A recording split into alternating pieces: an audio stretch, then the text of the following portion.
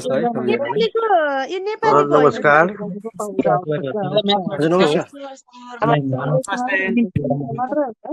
हजुर सबैजनालाई नमस्कार है। म्याथको यो नेपालीको अलग छ। नेपालीको लागि च्याट बक्समा नमस्कार। लिङ्क राखिदिएको छ। हस्, पाठ्यक्रम विकास केन्द्रका आदरणीय निर्देशकज्यूहरू, अधिकृतज्यूहरू एवं यस हाम्रो आधारभूत तह कक्षा 4-5मा विद्यार्थी मूल्याङ्कन मार्गदर्शन 2083 अभिमुखीकरण कार्यक्रममा जोडिनुभएका सम्पूर्ण आदरणीय व्यक्तित्वहरूमा हार्दिक नमस्कार। म जगन्नाथ अधिकारी, यस पाठ्यक्रम विकास केन्द्रमा गणित विषयको पाठ्यक्रम अधिकृतको रूपमा काम गर्दैछु। अब आज हाम्रो यो कार्यक्रमलाई ढिला नगरिकन अगाडि बढाउने अनुमति चाहन्छु। र अब यसमा हाम्रो एउटै समयमा नेपाली र गणित विषयको दुईवटै विषयसँग सम्बन्धित भएर यो विद्यार्थी मूल्याङ्कन मार्गदर्शनको बारेमा अभिमुखीकरण कार्यक्रम रहेको हुनाले हाम्रो पाठ्यक्रम विकास केन्द्रका श्रीमान महानिर्देशकज्यू अहिले नेपाली विषय जोडिनु भएको छ। उहाँले पछि गणित विषयमा अन्तिममा हामीसँग जोडिनुहुनेछ भन्ने यहाँहरूलाई अनुरोध गरेँ मैले। र अब श्रीमान महानिर्देशकज्यूको अनुमति अनुसार हाम्रो यो कार्यक्रमलाई अगाडि बढाउने अनुमति चाहन्छु। र अब यसमा हाम्रो यो विशेष गरेर अहिले पछिल्लो समय नेपाल सरकार मन्त्री परिषदको जुन 82 चैत 13 गतेको बैठकबाट स्वीकृत शासकीय सुधार सम्बन्धी सहयोग कार्यसूची अन्तर्गत बुँदा नम्बर 89मा रहेको कक्षा 5सम्मका विद्यार्थीलाई आन्तरिक परीक्षा लिने कार्य आगामी 6 सालदेखि बन्द गर्ने र उनीहरूलाई मनोवैज्ञानिक असर र दबाब नपर्ने खालको मूल्याङ्कन प्रणालीबारे विकल्प तयार पार्ने क्रममा चाहिँ यो अहिलेको आधारभूत कक्षा 4-5मा विद्यार्थी मूल्याङ्कन प्रणाली तयार गरिएको छ। त्यो अनुरूपको मार्गदर्शनको अभिमुखीकरणको लागि हामी सबै जोडिएका छौँ। र अब यसको मूल्याङ्कन प्रक्रिया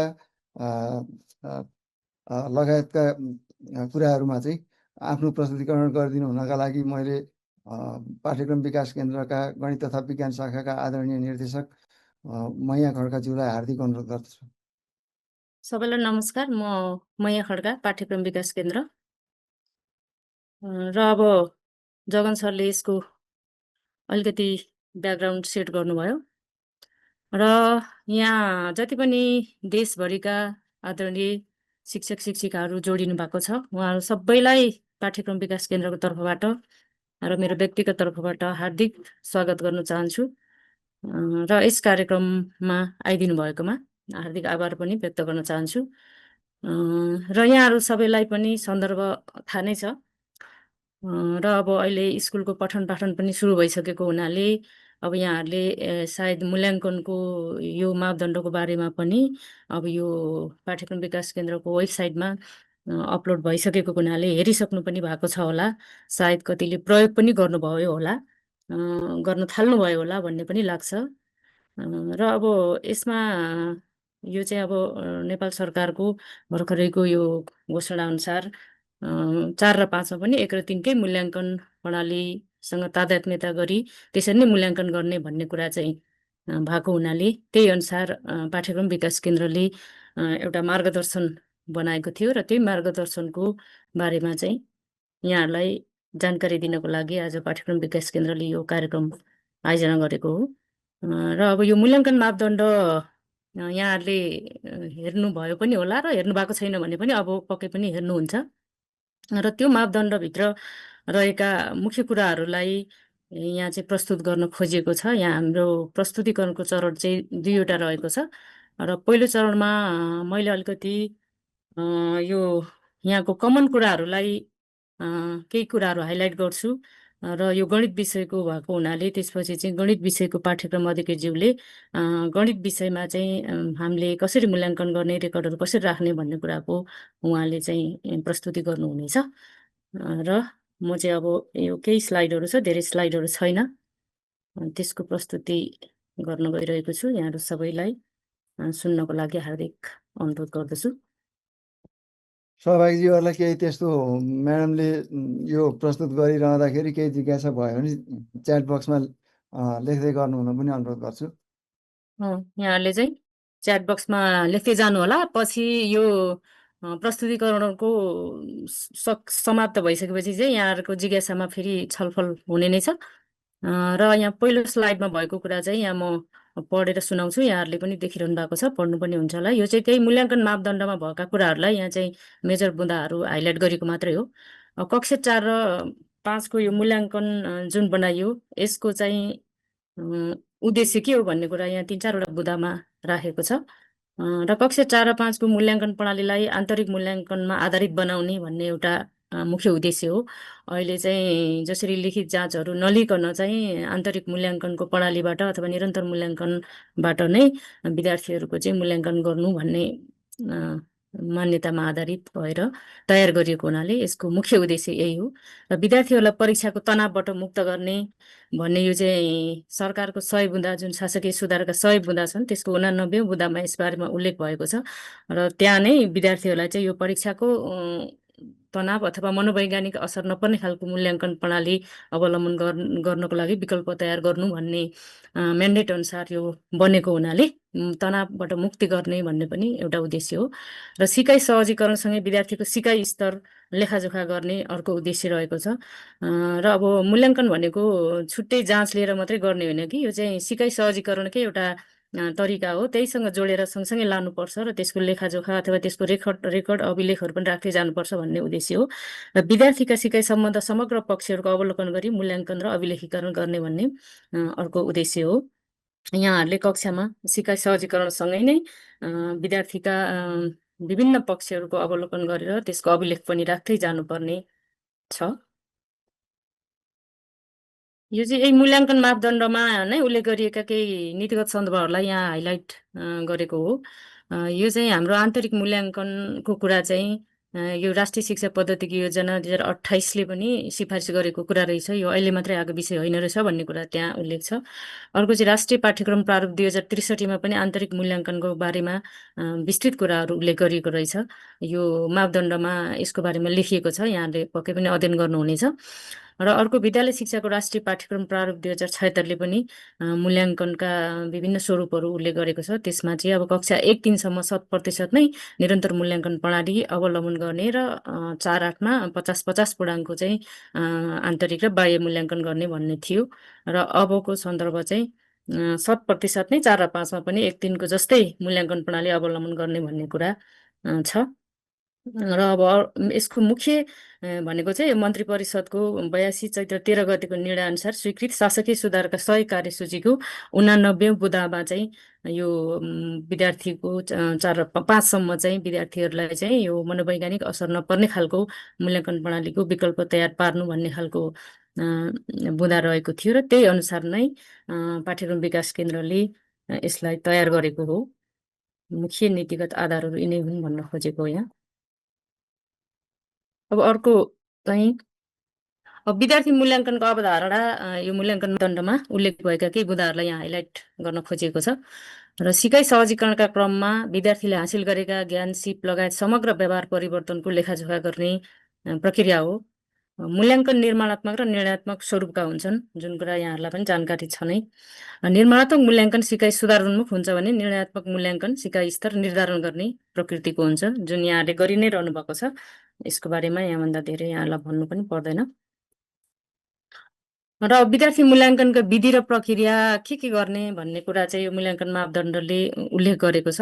तिनै बुँदाहरूलाई यहाँ हाइलाइट गरिएको छ। सिकाइ क्रियाकलापको अभिन्न अङ्गका रूपमा मूल्याङ्कनलाई कक्षा क्रियाकलापसँगै एकीकृत गरी सिकाइ सुधारमा निरन्तर रूपमा उपयोग गर्नुपर्छ भन्ने कुरा आयो। यो चाहिँ छुट्टै मूल्याङ्कन होइन कि पठन पाठनसँग नै यहाँले चाहिँ पढाउँदै अथवा कक्षा कोठाभित्रै सँगसँगै गर्ने विषय हो भन्ने कुरा आयो। र सिकाइ उपलब्धिका आधारमा सम्भाव्य मूल्याङ्कनका विधि प्रक्रिया तरिका र साधनको तयारी र प्रयोग गर्नुपर्छ। अब चाहिँ सिकाइ उपलब्धिले के कुरा चाहिँ डिमान्ड गरेको छ त्यसलाई फुलफिल हुने खालको चाहिँ मूल्याङ्कनका विधि प्रक्रिया र तरिकाहरू यहाँहरूले उपयोग गर्न सक्नुहुनेछ। यहाँ विभिन्न विकल्पहरू दिएका पनि छन्, तीमध्ये यहाँहरूले चाहिँ उपयुक्त विकल्पहरूको प्रयोग गर्नुहुनेछ। र विद्यार्थीको सिकाइ स्तर मूल्याङ्कन गर्दा मूलत विभिन्न सिकाइ क्षेत्रमा विद्यार्थीले अपेक्षित सिकाइ उपलब्धि हासिल गरे वा नगरेको परीक्षण गर्नुपर्छ। सँगसँगै परीक्षण पनि गर्दै जानु पर्यो र कक्षा क्रियाकलापसँगै विद्यार्थीको सिकाइको लेखाजोखा गरी थप सहायता आवश्यक पर्ने विद्यार्थीलाई सुधारात्मक शिक्षण सिकाइ प्रक्रियाद्वारा अपेक्षित सिकाइ सुनिश्चित गर्नुपर्छ। यसमा चाहिँ नियमित पठन पाठनबाट जसले चाहिँ तोकिएको सिकाइ उपलब्धि हासिल गर्न सक्नुहुन्न विद्यार्थीहरूले उहाँहरूको हकमा चाहिँ थप सहायता अथवा सुधारात्मक शिक्षण सिकाइहरू पनि गर्नुपर्ने छ भन्ने कुरा चाहिँ यहाँ उल्लेख गरिएको छ र पटक पटकको सुधारात्मक शिक्षण सिकाइ प्रक्रियाबाट पनि अपेक्षित सिकाइ उपलब्धि हासिल गर्न नसक्ने विद्यार्थीका लागि उपचारात्मक शिक्षणको प्रबन्ध गर्नुपर्छ। यहाँ चाहिँ थप सहायता पछि पनि नभएको हकमा चाहिँ फेरि छुट्टै उपचारात्मक शिक्षणको व्यवस्था पनि गर्नुपर्नेछ र नियमित पठन पाठन त्यसपछि थप सहायता र उपचारात्मक शिक्षण यी सबै गरेर चाहिँ यहाँहरूले चाहिँ यो चाहिँ सिकाइ उपलब्धिको सुनिश्चित हासिल भएको सुनिश्चित गर्नुपर्नेछ र मूल्याङ्कनको नतिजालाई विषय क्षेत्र वा एकाइगत सिकाइ उपलब्धि अनुसार अभिलेखीकरण गर्नुपर्छ। विद्यार्थीको व्यक्तिगत अभिलेख खडा गरी मूल्याङ्कनको नतिजाका साथै अन्य सान्दर्भिक विवरण सहितको कार्य सञ्चयका व्यवस्थित गर्नुपर्छ। यहाँ चाहिँ हरेक विद्यार्थीको पोर्टफोलियो तयार गर्ने कुरा रहेको छ।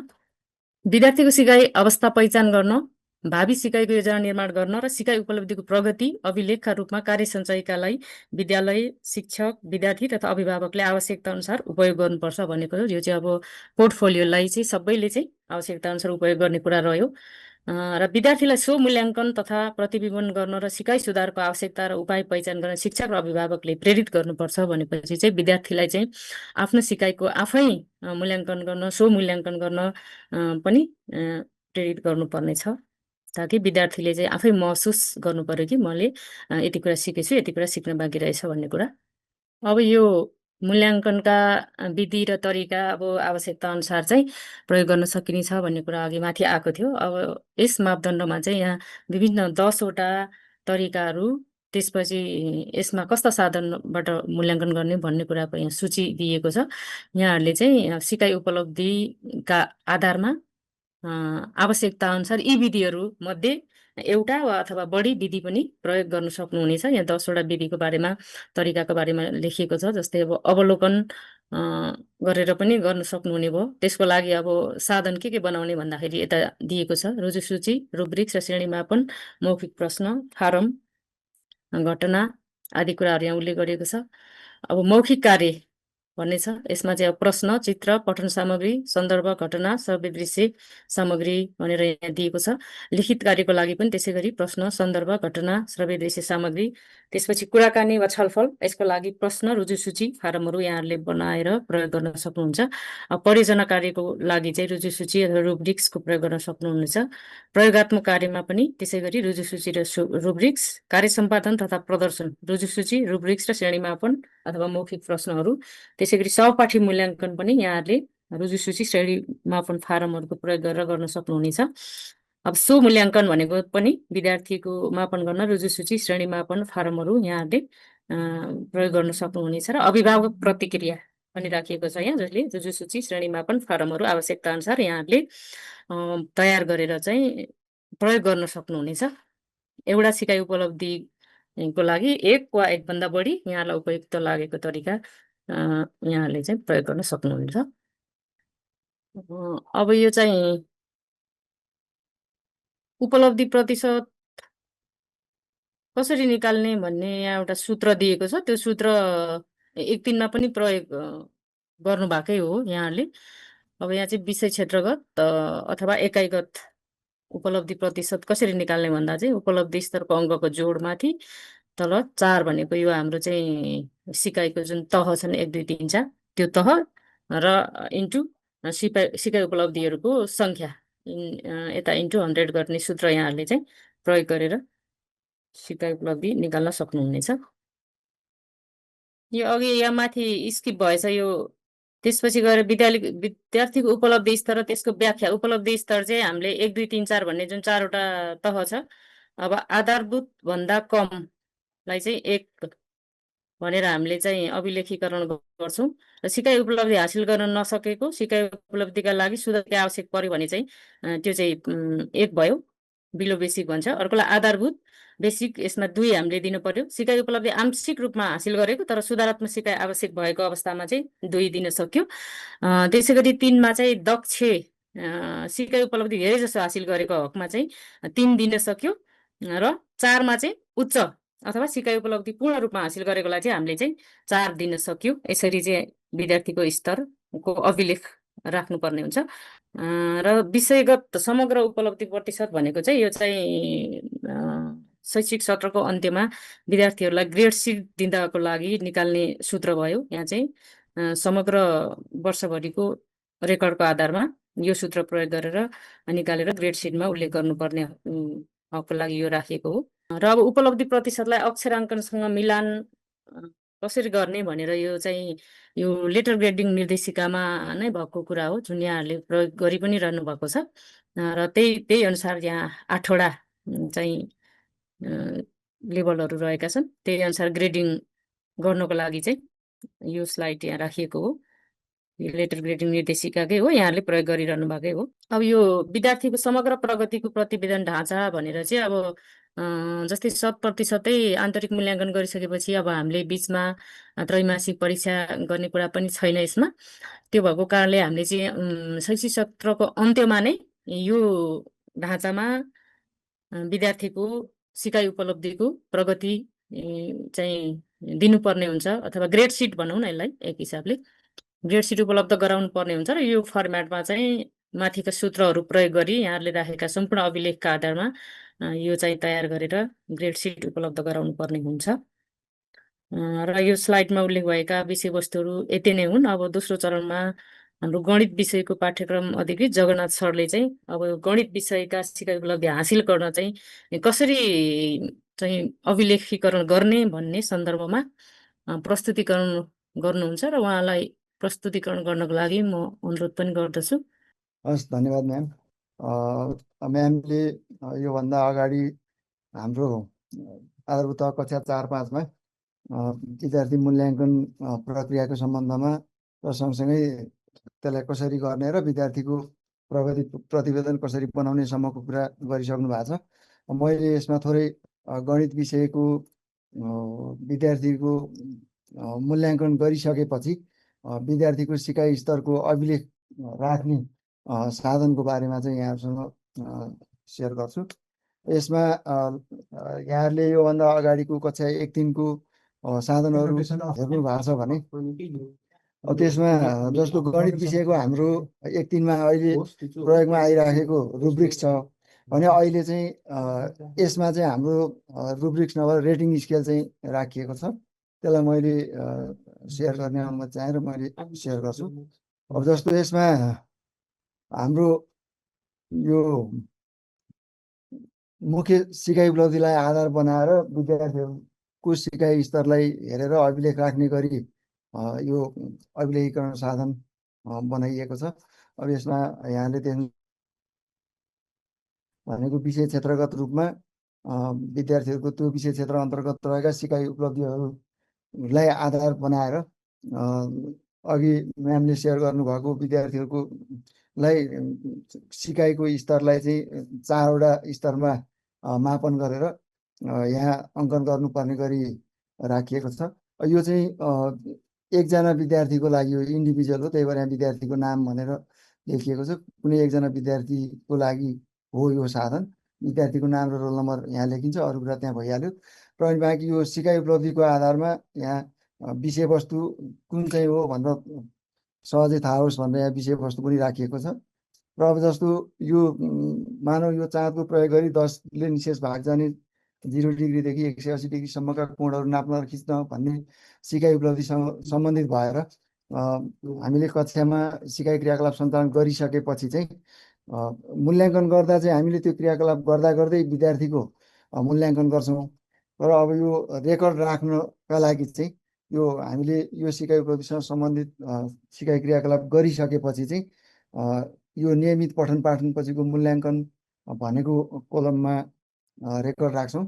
यहाँ चाहिँ सुरुमा रेकर्ड राख्दाको मिति यहाँहरूले उल्लेख गर्नुहुन्छ र अनि विद्यार्थीको लेभल अनुसार हाम्रो स्कोरिङ लेभल 1, 2, 3, 4 भएको हुनाले सिकाइ उपलब्धि पूर्ण रूपमा हासिल गरेको छ भने 4, धेरै जसो गरेको छ भने 3 र आधा जसो गरेको छ त्यसलाई थप सपोर्ट चाहिने छ भने 2 र सामान्य मात्रै सिकेको छ त्यसलाई थप सहायता आवश्यक पर्छ भन्ने भयो भने 1 अङ्क दिने गरी यो नियमित पठन पाठन सकिएपछि यहाँ मिति उल्लेख गरेर यहाँ विद्यार्थीको स्तर अनुसार यो चाहिँ यहाँ जुन विद्यार्थी छ त्यो विद्यार्थीको यहाँ अङ्कन गर्छौँ र अनि त्यसपछि जस्तो कुनै विद्यार्थीको 1 वा 2 वा 3 आएको छ भने त्यो विद्यार्थीलाई हामीले थप सहायता गर्छौँ र यो पाठ्यक्रमले निर्धारण गरेको अपेक्षित सिकाइ उपलब्धि हासिल गराउने गरी थप क्रियाकलापहरूमा विद्यार्थीलाई सहभागी गराउँछौँ र अनि थप सपोर्ट गर्छौँ आवश्यकता अनुसार सपोर्ट गरेर उसलाई त्यो अपेक्षित सिकाइ उपलब्धि हासिल गराउँछौँ र त्यो थप सहायता गरिसकेपछि चाहिँ यो फेरि उसको उपलब्धि स्तरलाई चाहिँ यहाँ अङ्क गर्नका लागि जुन दिन रेकर्ड राखिएको त्यो दिनको मिति यहाँ लेख्छौँ र अनि यहाँ जस्तो अघिल्लो पटकमा 2 थियो कुनै विद्यार्थीको स्तर त्यो सिकाइ उपलब्धिमा भने अब यसपालि 3 अथवा 4 कति कुन स्तरमा विद्यार्थीले सिकेको छ त्यो अनुसार यहाँले यो अङ्कन भन्ने सेलमा यो सिकाइ उपलब्धि सिधा यो सेलमा यहाँले त्यो अङ्कन गर्नुपर्नेछ र अनि यो ज्यामिति अन्तर्गतका जस्तो कक्षा 4मा 4वटा सिकाइ उपलब्धिहरू छन् ती 4वटा सिकाइ उपलब्धिहरूको यो चाहिँ हरेक सिकाइ उपलब्धिको आधारमा अङ्कन यो उनीहरूको सिकाइ उपलब्धिको अङ्क अर्थात् उपलब्धि स्तरलाई यहाँ राख्दै जाने भयो र अनि यसमा यो कुनै सिकाइ उपलब्धि 1 भन्दा बढी सिकाइ उपलब्धिसँग सम्बन्धित कुनै एउटा पाठ हुनसक्छ यसलाई रेकर्ड राख्दाखेरि चाहिँ सिकाइ उपलब्धिको आधारमा चाहिँ यहाँले त्योसँग सम्बन्धित विषयवस्तु सिकाइ सहजीकरण गरेपछि रेकर्ड राख्नुपर्नेछ र यसरी 4वटैको रेकर्ड राखिसकेपछि चाहिँ यसमा विद्यार्थीले थप सहायतापछि प्राप्त गरेको अङ्कहरूलाई सबैलाई जोडेर यो सिकाइ उपलब्धिको अङ्कको जोड भनेको ठाउँमा लेख्नुपर्नेछ यसलाई चाहिँ विद्यार्थीको थप सहायतापछिको मूल्याङ्कन पछिको अङ्क लिएर विद्यार्थीको उपलब्धि प्रतिशत निकाल्नुपर्ने हुन्छ त्यो हुँदाखेरि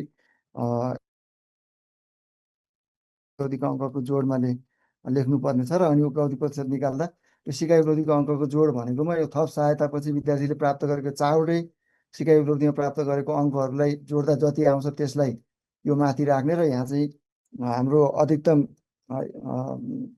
स्कोरिङ लेभल चाहिँ 4 भएको र यो यसमा सिकाइ उपलब्धि सङ्ख्या पनि 4 भएको हुनाले हाम्रो सूत्रमा अघि म्याडमले सेयर गर्नुभएको सूत्रमा नि 4 गुणा यो सिकाइ उपलब्धिको सङ्ख्या थियो यो चाहिँ 4 भएको भएर पछिल्लो 4 पनि सिकाइ उपलब्धिको सङ्ख्या हो र यसरी विद्यार्थीको उपलब्धि प्रतिशत निकालिन्छ र अनि यो विषय क्षेत्रको सबै सिकाइ उपलब्धिसँग सम्बन्धित विषयवस्तु सिकाइ सहजीकरण गरिसकेपछि यसमा शिक्षकले दस्तखत गर्ने र मिति लेखिसकेपछि यो विद्यार्थीको यो प्रगति अथवा उपलब्धि स्तरलाई चाहिँ अभिभावक समक्ष सेयर गरेर यसमा अभिभावकको पनि दस्तखत गराइ राख्नुपर्ने हुन्छ र अनि अब यसै गरी हाम्रो कक्षा 4 र 5मा गणित विषयका सिकाइ उपलब्धि सङ्ख्या चाहिँ 30-30वटा रहेको छ भनेको कक्षा 4मा 30वटा सिकाइ उपलब्धि छन् भने 5मा पनि 30वटा नै सिकाइ उपलब्धि रहेका छन् यसै गरी विषय क्षेत्रगत रूपमा हाम्रो 5वटा विषय क्षेत्र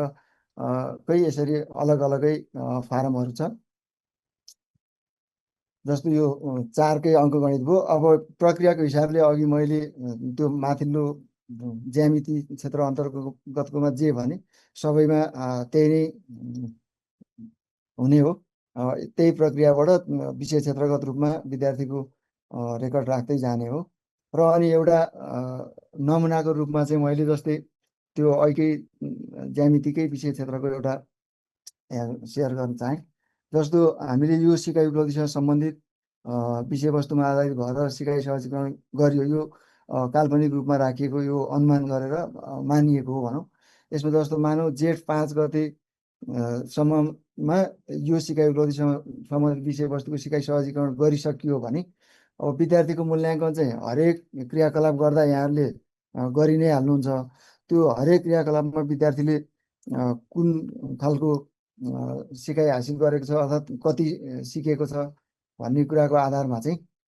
यहाँहरूले राख्नुहुन्छ यसो मैले नमुनाको लागि यो उदाहरण भएको हुनाले मैले जस्तो पहिलो यो नियमित पठन पाठनपछि कुनै विद्यार्थीको चाहिँ उसको लेभल 2 बराबरको छ भन्ने मानेर मैले 2 राखेँ भने अब त्यसलाई फेरि यहाँहरूले थप सपोर्ट गर्नुहुन्छ सिकाइका लागि र त्यो थप सपोर्ट गरिसकेपछि उसले पहिलेभन्दा अरू थप केही सिकेको पक्कै पनि थप सपोर्ट गरेपछि सिकिहाल्छ। त्यो हुँदा त्यो हिसाबले यहाँ अहिले मैले 3 राखेँ।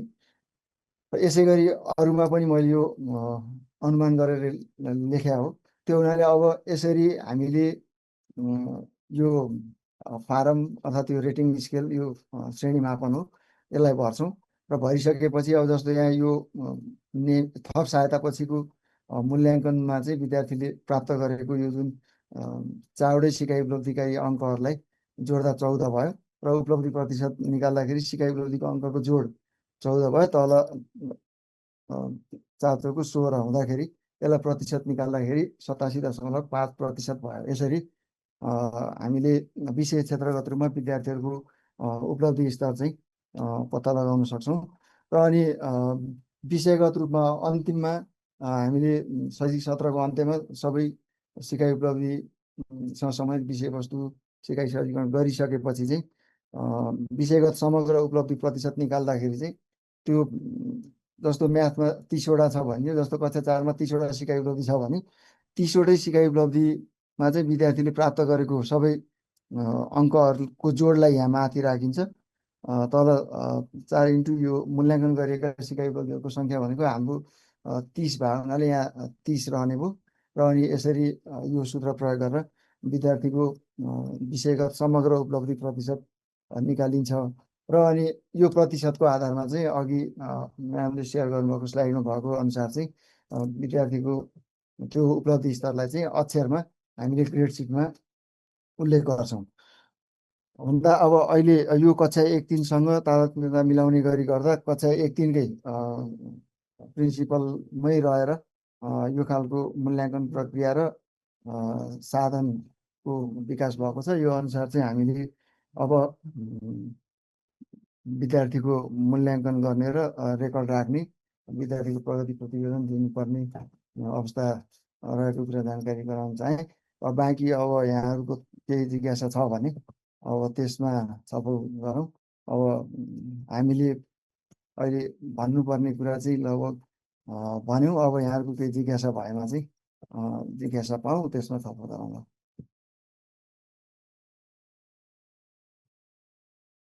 ह्यान्ड रेज भएको छ त्यही अनुसार लिने कि कसरी गर्ने? च्याट बक्समा केही लेख्नु भएको छ यहाँले? छैन। च्याट बक्समा पनि केही लेख्नु भएको जस्तो लाग्छ। त्यहाँ ह्यान्ड रेज गरेको आधारमा एक एकजनालाई गर्न दिने होला। हुन्छ हुन्छ। सर नमस्कार। नमस्कार। सर नमस्कार। नमस्ते सर, नमस्ते। नमस्कार। एक एकजनाले मात्रै बोलौँ हैन? सर केही जिज्ञासा थियो हजुर सर? नमस्ते। नमस्कार। नमस्कार। च्याट बक्सको मात्रै दिनु उत्तर सर, अथवा ह्यान्ड रेजलाई मात्रै?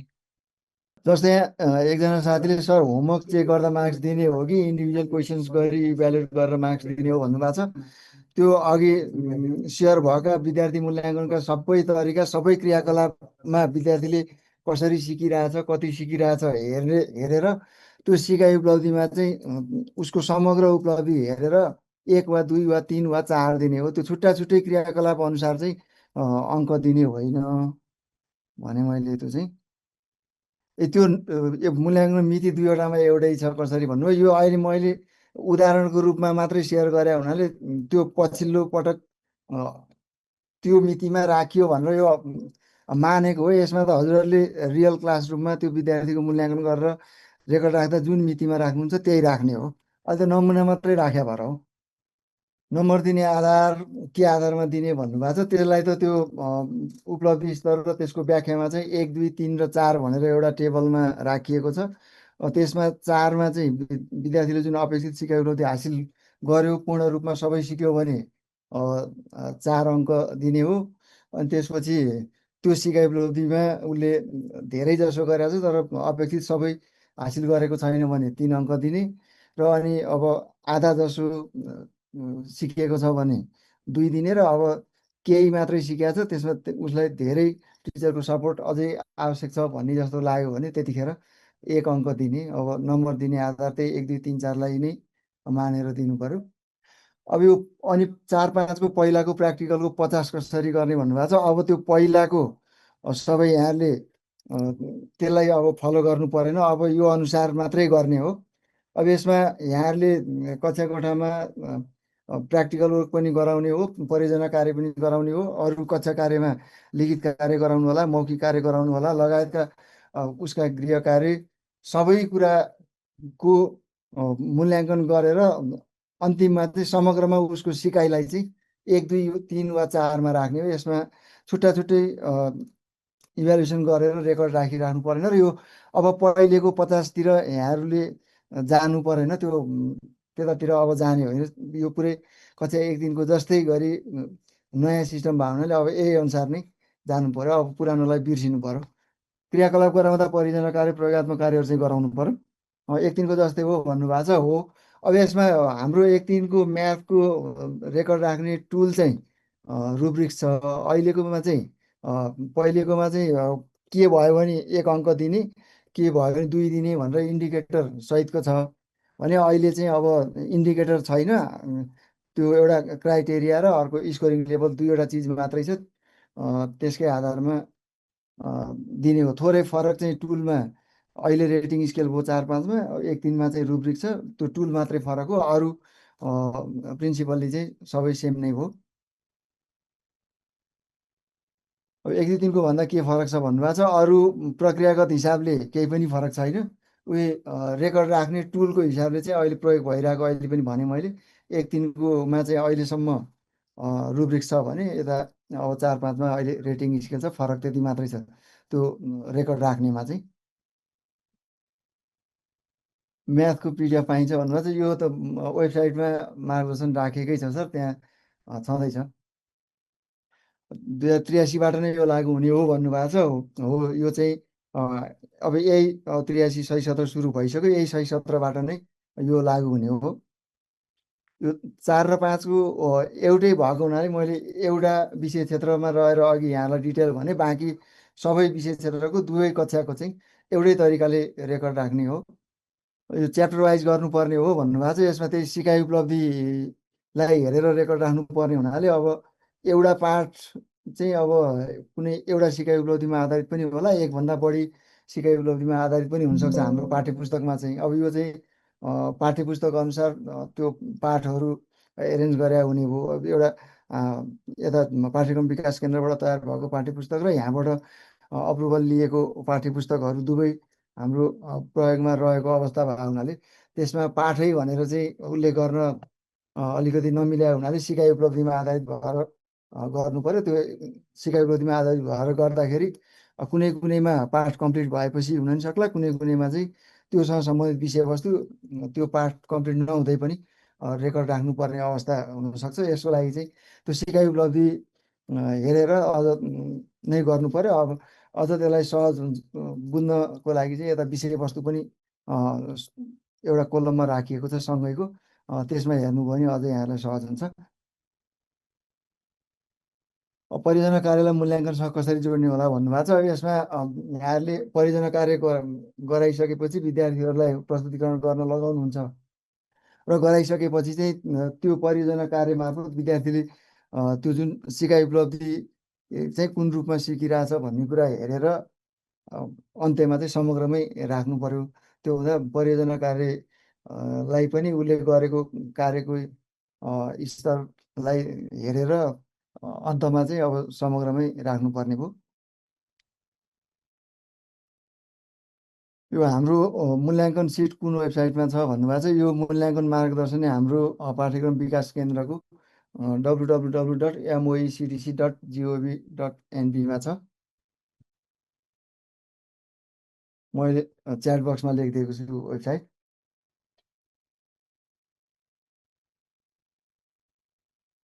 यसमा मिनिमम 2 भन्दा कम मार्क्स दिन नपाइने हो भन्नुभएको छ। दिन नपाइने भन्दा पनि विद्यार्थीलाई 1 2 वा 3मा चाहिँ नछोड्ने हो, थप सहायता दिएर उसलाई चाहिँ अपेक्षित सिकाइ हासिल गर्ने गरी हामीले थप सहायता गर्ने भन्ने हो।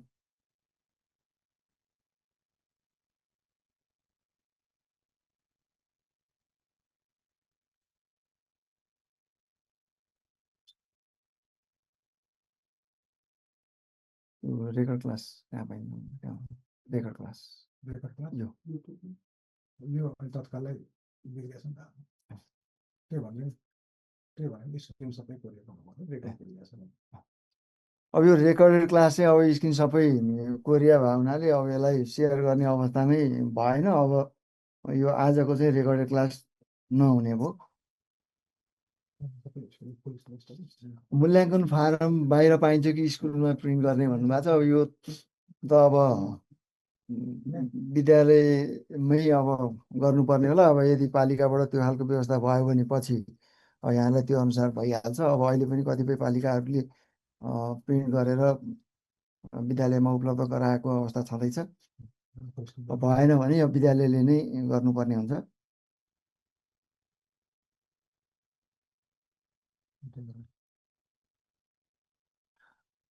तिनमा छोड्ने भन्ने त भएन। हाम्रो अब 4 पुर्याउने भनिएको छ। सकेसम्म अपेक्षित सिकाइ उपलब्धि हासिल गराउने भनिएको छ। अब यसमा छोड्न मिल्ने नमिल्ने भन्दा नि हामीले थप सहायता गर्दै जानु पर्यो। 4 पुर्याउने उद्देश्य राखेर गर्दै जानु पर्यो।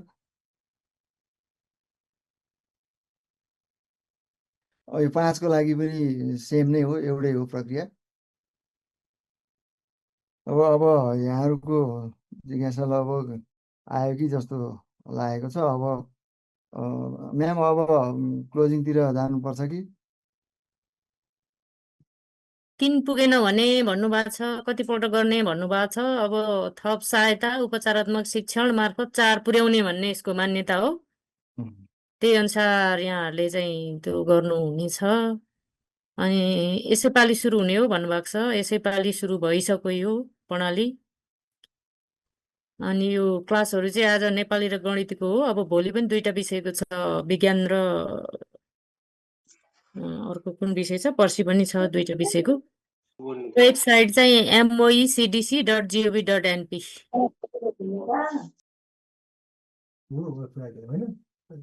अब हामीले अब यसमा हाम्रो श्रीमान महानिर्देशकज्यू जोडिसक्नु भएको छ। अब लगभग हामीले अहिलेसम्म यो मूल्याङ्कन कसरी गर्ने र अभिलेख कसरी राख्ने भन्ने नै छलफल गरेको हो। यसमा बाँकी यहाँहरूको जिज्ञासा पनि यहाँहरूले राख्नु भए अनुसार हामीले सेयर गरिसक्यौँ। अब त्यो यहाँहरूको जिज्ञासा पनि रिपिट हुन थालिसक्यो होइन। अब एउटै कुरा पटक पटक भनिरहनु पनि नपर्ला जस्तो लाग्छ। अब हाम्रो यस कार्यक्रमलाई चाहिँ अब यस कार्यक्रममा जोडिनुभएका सम्पूर्ण आदरणीय व्यक्तित्वहरूलाई धन्यवाद सहित यस कार्यक्रमको समापन गरिदिनु हुनका लागि मैले पाठ्यक्रम विकास केन्द्रका श्रीमान महानिर्देशक युवराज पौडेल सरलाई हार्दिक अनुरोध गर्दै म पनि बिदा हुन्छु। हस्, नमस्कार। ल, धन्यवाद जगनजी। देशको विभिन्न कुना काप्चाबाट, विभिन्न ठाउँबाट, जिल्लाहरूबाट जोडिनुभएका सम्पूर्ण शिक्षक मित्रहरूलाई र पाठ्यक्रम विकास केन्द्रबाट जोडिनुभएका निर्देशकज्यूहरू, अधिकृतज्यूहरू लगायत जो जोडिनु भएको छ, यहाँहरू सबैलाई आजको यो पहिलो दिनको कक्षा 4-5मा पनि कक्षा 1-3 सरह चाहिँ निरन्तर मूल्याङ्कन गर्ने, अब पेपर बेसी टेस्ट नगर्ने, सानो उमेरको बच्चालाई चाहिँ लिखित परीक्षाको त्रास नदिने, तर निरन्तर रूपमा कक्षा कोठाको पठन पाठनकै सिलसिलामा, सिकाइको अभिन्न अङ्गको रूपमा मूल्याङ्कनलाई प्रयोग गरेर चाहिँ बालबालिका सिकाइ सुनिश्चित गर्ने र सबै बालबालिकालाई सिकाइको 4थो तहसम्म पुर्याउने र कसैलाई पनि बिचमा 1, 2 वा 3मा नछोड्ने र सबैलाई उच्च स्तरको सिकाइ सुनिश्चित गर्ने भन्ने उद्देश्यका साथ मन्त्री परिषदले गरेको निर्णय बमोजिम हामीले एउटा मूल्याङ्कन मार्गदर्शन तयार पारेर वेबसाइटमा अपलोड गरिसकेको छ। त्यसको चाहिँ ओरिएन्टेसन गर्ने कार्यक्रम हामीले आजबाट सुरु गरेका छौँ। आज नेपाली र गणितको प्यारलली चलिरहेछ। साथीहरूलाई अघि मैले उता स्वागत पनि गरेका थिएँ। म एकै समयमा चल्या हुनाले दुईतिर जोडिन सकिन्न र क्लोजिङमा यता आएको छु। यहाँहरू सबैलाई स्वागत सहित हार्दिक धन्यवाद दिन चाहन्छु। र यहाँहरूका जिज्ञासाहरू, हामीले सामान्य सैद्धान्तिक कुराहरू, अनि त्यसको प्रयोगात्मक पक्षहरू कसरी व्यवस्थित गर्ने, मूल्याङ्कन प्रक्रियालाई पोर्टफोलियो कसरी व्यवस्थित गर्ने, बालबालिका सिकाइलाई कसरी सुनिश्चित गर्ने भन्ने हिसाबले चाहिँ साथीहरूले गर्नुभएको तयारी, केन्द्रले गरेको तयारी साथीहरू पसिसक्नु भएको छ। र त्यसमा यहाँहरूबाट उठेका जिज्ञासाहरू पनि केही हदमा सम्बोधन गर्नुभएको होला। तर यो कुनै वान सट एक्सन होइन, तपाईँ हाम्रो आजको मात्रै सम्बन्ध होइन, हामी निरन्तर रूपमा एउटै मिसनमा छौँ। यो मुलुकको शिक्षा क्षेत्रको सुधारको लागि, मूल्याङ्कन प्रणालीको सुधारको लागि, बालबालिका सिकाइको सुनिश्चितताको लागि, पाठ्यक्रमले अपेक्षा गरेका सक्षमता र सिकाइ उपलब्धिहरू हासिल बालबालिकालाई गराएरै छोड्ने अभियानमा तपाईँ हामी अहोरात्र मेहनतका साथ खटिराखेको सन्दर्भमा यहाँ आगामी दिनमा पनि केही मूल्याङ्कन सम्बन्धी कन्फ्युजनहरू भए भनेदेखि हामी यहाँका सबै स्टाफको महानिर्देशकदेखि लिएर सबै कर्मचारीको फोन नम्बर यहाँहरूले वेबसाइटमा पाउनुहुन्छ। वेबसाइटमा भिजिट गरेर तपाईँहरूलाई केही जिज्ञासाहरू भयो भने सम्बन्धित विषयका पाठ्यक्रम अधिकृतहरूको पनि त्यहाँ फोन नम्बर छ। आज हामीले सीमितताका कारणले गर्दाखेरि केही कसैका ती जिज्ञासाहरू सुझावहरू सम्बोधन हुन नसकेको अवस्था छ भनेदेखि यहाँहरूलाई म आगामी दिनमा पनि हामीसँग निरन्तर रूपमा सम्पर्कमा रहन, सुझावहरू राख्न, हामीलाई सल्लाहहरू दिन, पाठ्यक्रम विकास केन्द्र लगायत यहाँहरू सबैले गर्ने कामहरूलाई चाहिँ एउटा सहजीकरण गर्नको लागि म हार्दिक अनुरोध पनि गर्छु। र यहाँहरूको हामी अब शैक्षिक सत्रको यो सालको पूर्वार्धमा छौँ, सुरुमै छौँ र यो साल शैक्षिक सत्र 2083 चाहिँ यहाँहरूको पेसागत जीवनमा अत्यन्त उपलब्धिमूलक अब्बल बन्न सकोस्। यहाँहरूले जसलाई जुन कक्षामा जे विषय चाहिँ पठन पाठन गर्ने, सहजीकरण गर्ने भनेर यहाँहरूलाई चाहिँ जिम्मेवारी पाउनु भएको छ, त्यो किसिमको जिम्मेवारी चाहिँ एकदम उत्कृष्टताका साथ यहाँहरूले हासिल गर्न सक्नुहोस्।